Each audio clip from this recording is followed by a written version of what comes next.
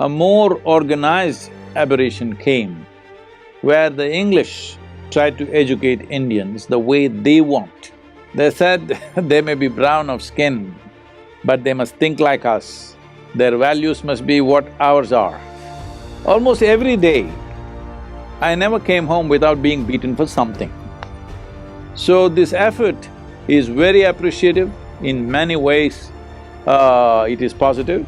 Sudden change may make it collapse totally, because first you have to educate the teachers how to be.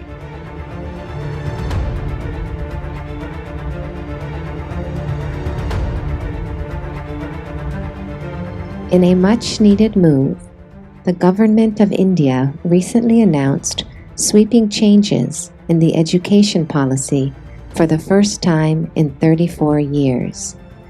I am keen to know your review of the new policy. Well, India's education for millennia was conducted in a certain way, where education was designed to integrate you into life process, without life process overwhelming you, that everybody had freedom to choose. Probably if you look back 1,000 or 1,500 years ago, the only culture on the planet where nearly 90 to 95% of the women were literate is India. Nowhere else this happened that long ago. Education is very, very recent for women in the rest of the world. I'm telling you, all ladies, recently educated. But education was part of both male and female populations in India for a very long time, which changed in the last 600 to 800 years because of aberrations that happened to that culture. And about 150, 200 years ago, a more organized aberration came where the English tried to educate Indians the way they want. Very clearly they defined it, they had no ambiguity about what they wanted.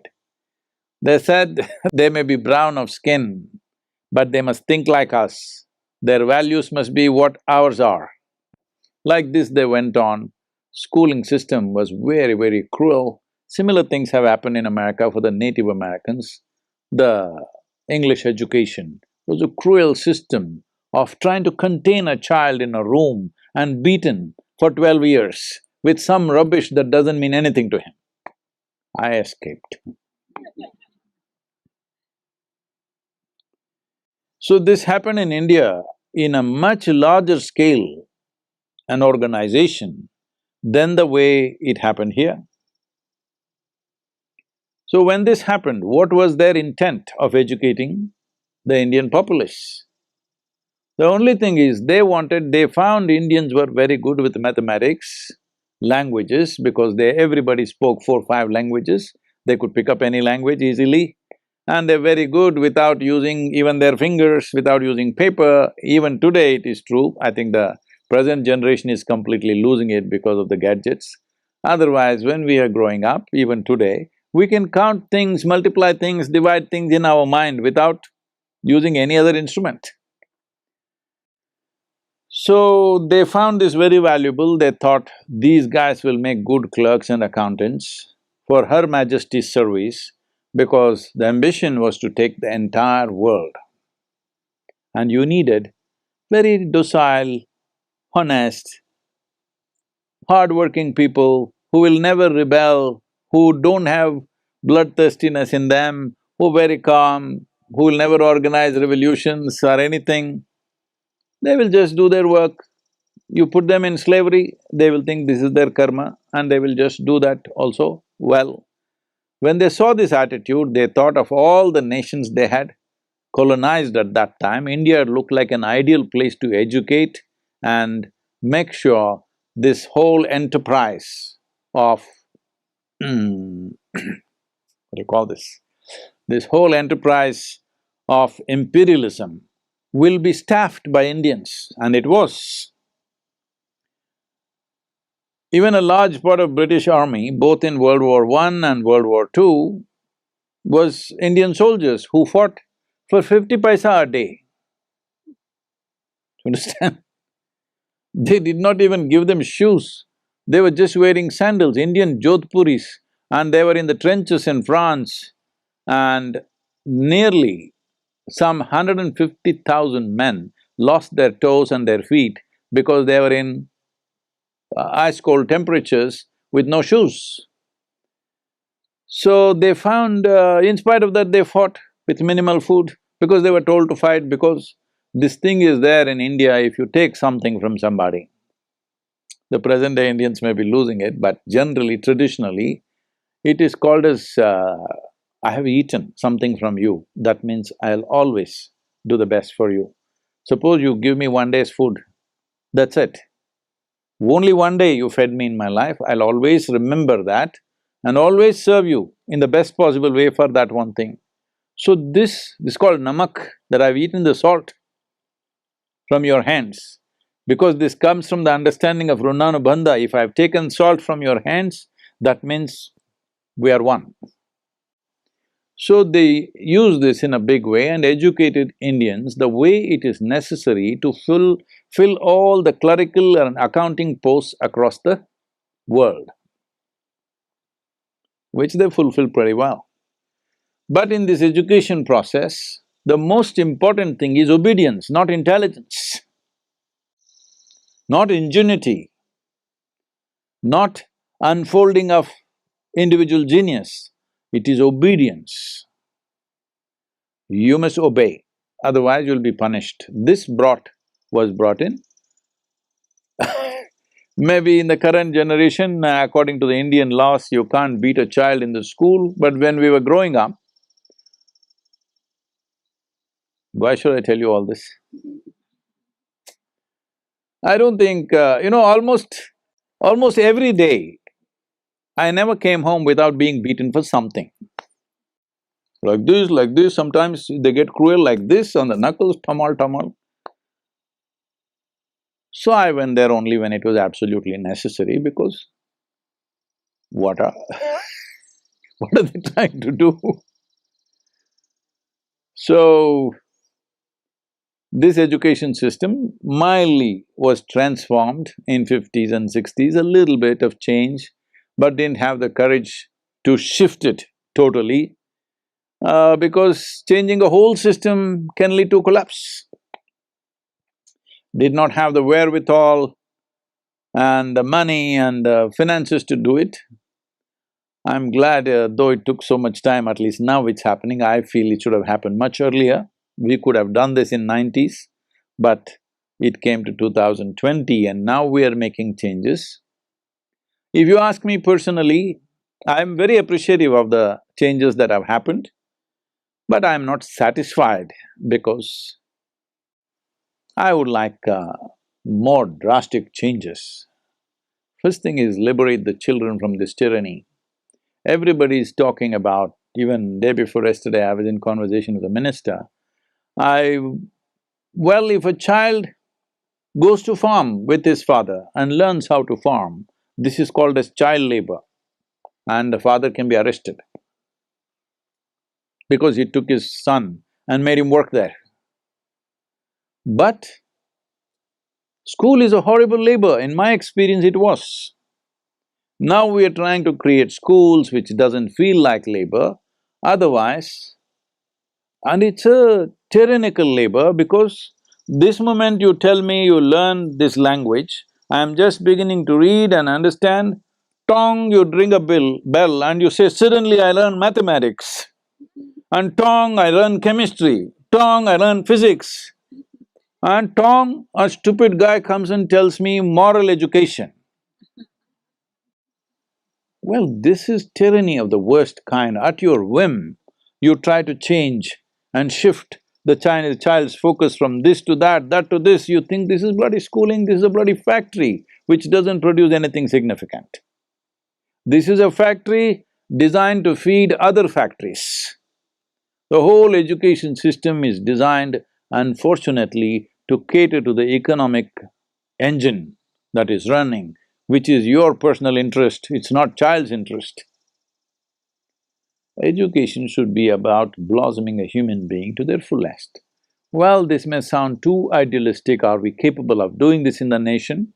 Should we not produce accountants? Should we not produce engineers? Should we not produce medical sciences? Yes, we should. I'm not questioning it. Tell me, at the age of 6 or 7, you are trying to understand how, let us say, how hydrogen and oxygen comes together and becomes water. Tell me, did you really understand or did you just start believing it? So you're propagating a new religion. Nobody understood how 2 parts of hydrogen and 1 part of oxygen became water at the age of 7 or 8. Even now you have not understood, as far as I'm concerned. I have not. So you just start believing it. So if all you want to do is propagating a new religion, which doesn't get you anywhere, well, all the best. At least now there is an effort to make this more relaxed, that what is said in the school is not absolute. School provides an ambience for the child to interact with his own age group and also develop a thirst for knowing. This is all a school should do, to inject a new level of thirst to know something every day, new. And of course, information and other things are available, especially today, in today's world where information is everywhere. Propagating information is no more a school. A school should become largely an inspirational place. Information is available everywhere. What human wisdom could not do, it looks like the virus is doing.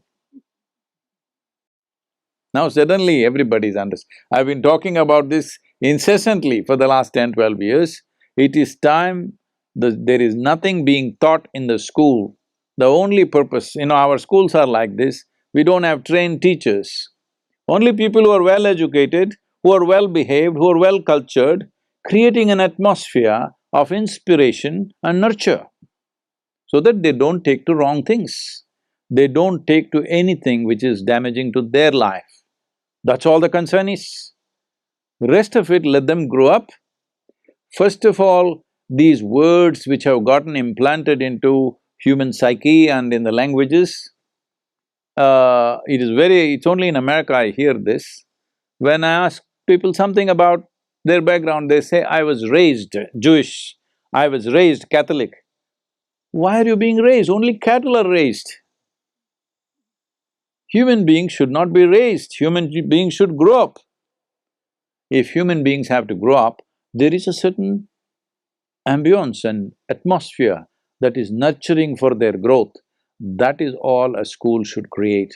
Right now, if you want these plants to flower, you don't go there and pull flowers out of the plant. All you do is maintain the atmosphere in the soil, water, sunlight, whatever else it needs, you just maintain the ambience, the plant will flower. You cannot make it flower. Right now, school looks like you want to pull flowers out of people's heads or whatever else. No, you're only interested in pulling money out of their heads.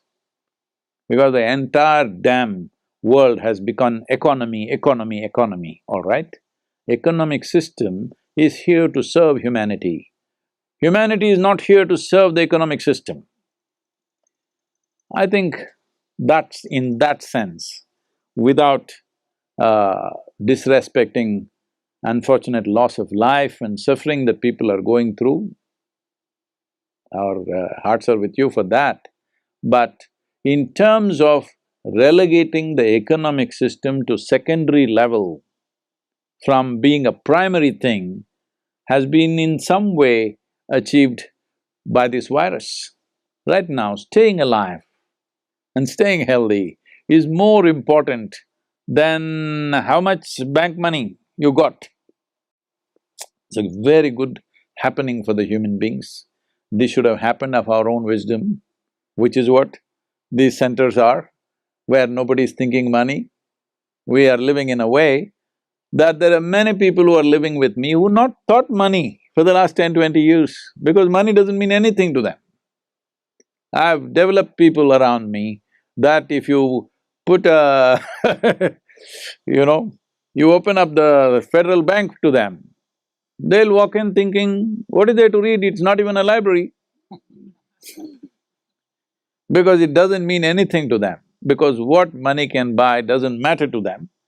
Of course, we all eat, all this is there, but for that you don't have to run such a horribly destructive economic engine which is just ripping the life out of this planet. So, in this, if you want to correct this can't be corrected by crippling the economy, this can only be done by transforming our education system. So, this effort is very appreciative, in many ways it is positive, but still, for me, it is still coming from too much fear. In a controlled way, little shift is happening. But maybe there are practical problems, I understand that, because in India, millions of children, probably around… if… in Tamil Nadu alone, there are about 15 million children in school, I think. No, I'm sorry. No, that's wrong. In Tamil Nadu, in the government schools in Tamil Nadu, there are 1 million children in the government schools. A similar number is there in the private schools, so approximately maybe around 2.2 million children in Tamil Nadu. All over the country, in 28 states, there must be at least 70 to 100 million children in schools. If you take them up to high school, probably up to 120 million children are in school. So, the changes that you make for such a large structure, you will have to make it carefully. But I only hope I have also given my insights into education, what needs to happen, and hope in a calibrated manner, more changes will come in the coming years. Because to absorb these changes, for many schools to absorb these changes, to create the necessary staff, to create the necessary infrastructure, it may take 2, 3 years before they're able to implement what changes they have made, which are significant.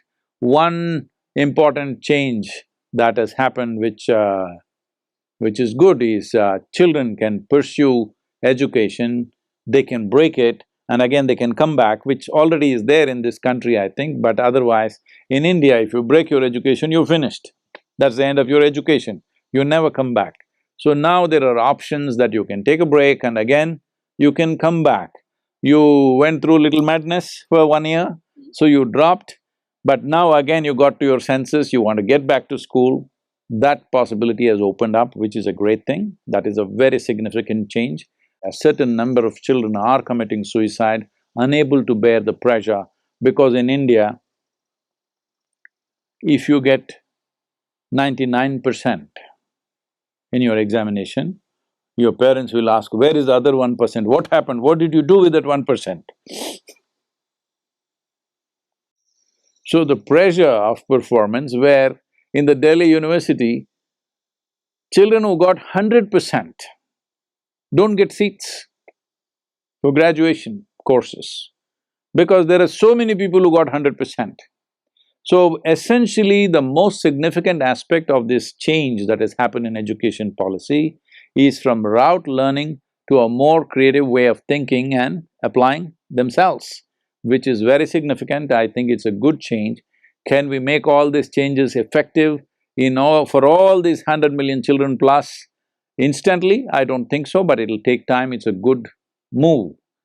I would have expected a little more. One thing I wanted from the government, which I've been pitching for, especially for higher education, is release them. Let the private people do whatever they want.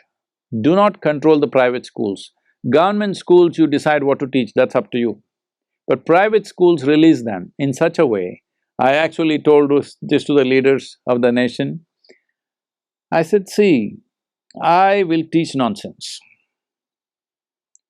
and I will charge 1 million. But the parents love it, children love it. What is your problem?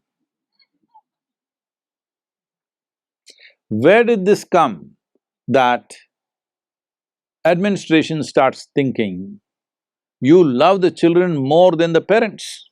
Where did this come from? That you're concerned about the well-being of the child more than the parents. Well, there are ignorant parents, they may induce them into all kinds of things. Yes, that much protection you must give, but you must not assume that there are many parents who will take children in the wrong way. If they're drinking, they'll take them into drinking, if they're drugging, they'll take them into drugging, whatever compulsions they have, they will initiate their children into same compulsions, and there are any number of parents who will enslave their children for their own… This thing, parents are not above board completely. Any number of parents have horribly enslaved their own children. So in that sense, the state has to be active and vigilant about it, that is understood, but still, what I'm saying is easier than done. I'm not trying to say they're wrong. All I'm saying is, we must continue to change. This is not like an absolute change has been done and we've achieved something. We must continue to change. Every few years, more and more relaxation should happen. Education should become a joyful choice, not a compulsive extruder out of which you have to come out in a certain shape.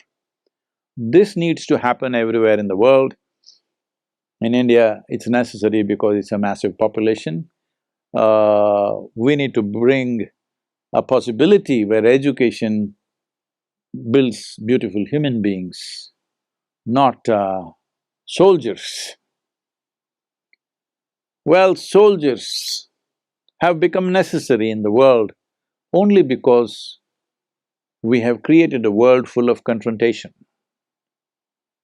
At least within the given society, we can avoid the soldiers.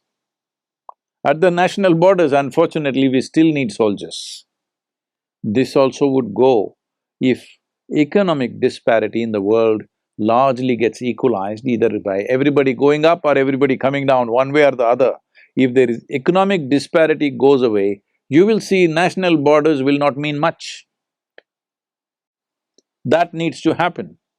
But we are doing everything possible to see that doesn't happen quickly, because imperialism is being practiced in so many ways, in so many subtler ways than before. And new forms of imperialism is being developed in various parts of the world. So, evolution of individual human being is most important. This is where education is vital, that it is evolution of individual human beings on this planet. But right now, educated people in this world, in the last 200 years, if you look at it, educated people have been the most cruel people on the planet. Educated people have been the most destructive people on the planet. Even ecologically, it's only educated people who are destroying this world. Illiterate people are not doing such things. Even now, it is only in the cities across India, reasonably educated people who are a big virus threat, the rural population anyway maintaining social distance. In Tamil Nadu, if you see, this is a culture in South India, when somebody speaks to somebody, they will speak like this. They were always conscious that your breath should not touch somebody else. Now, look at all of you. But once in a way you would like to raise this and cough at somebody because your freedom to cough in somebody's face. You know, this is being… protests are being taken out. Why can't I infect somebody? That is the way the world happens. Virus must, transact. We all know biologically that is how it is happening, microbial life needs to transact. But you don't have to be an active participant in it, anyway it happens. And you don't have to give a virus which is destructive to somebody's life. Well, this is what it means. Educated people on the planet should become the most responsible and conscious population on the planet. Right now, unfortunately, our education systems have not built this. The future generations, this is what we should aim towards. As long as the Indian policymakers are seeing this as a calibrated change which they will continue to change over a period of time. The present change is fine with me because I understand the largeness. It's not ideal, the changes, the small changes, some are significant changes, but I understand the size of the education machinery. Sudden change may make it collapse totally, because first you have to educate the teachers how to be. When they don't know how to be, suddenly changing the education system could be a disastrous process, so they're changing in installments. That's what I'm thinking, that they're changing in installments. Every few years there will be changes and changes. This needs to happen. Nobody should believe these changes that have been done is absolute and perfect. They are not. It reminds me, uh, I never understood why, but it was fine with me. See, by the time I finished my graduation, which is 12 plus 3, 15 years of education, I have been in 13 different institutions. One, I can blame it on my father, because he was working for Indian Railways and he was being transferred a little bit. That is one cause. But even when we stayed in one city, still I changed every year. This happened. One day, Shankaran Pillai applied for a job. Then the interviewer looked at this and said, asked many questions, which all he answered properly. Then he said, "You have left over 15 jobs in your career. You're only 40 years of age, you left 15 jobs. Why is that?" Shankaran Pillai said, "I never left any of them of my own intent." That was so for me also. I never wanted to leave the school for some reason. They put me in another school and another school and another school.